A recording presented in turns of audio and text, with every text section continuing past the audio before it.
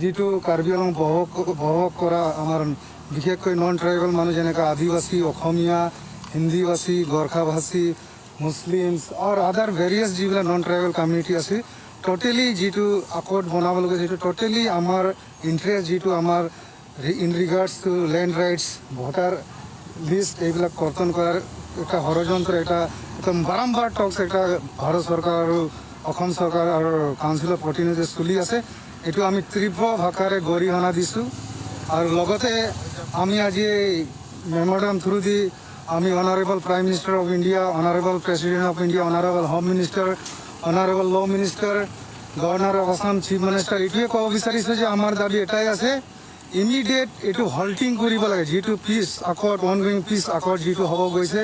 ভাৰত চৰকাৰ আৰু অসম চৰকাৰ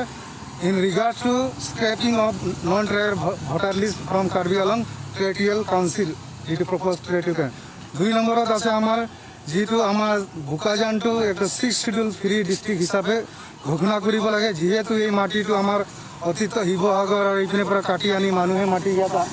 আনিছিলে এই বস্তুটো সেইকাৰণে আমি ষ্ট্ৰংলি ডিমাণ্ড কৰিব গৈছোঁ যে এইটো বোকাজান চাব 6th schedule free district within the Assam শান্তি আৰু প্ৰগতিৰ ক্ষেত্ৰত এইটো আমাক 6th শিডিউল ফ্ৰী চাব ডিভিজন দিব লাগে।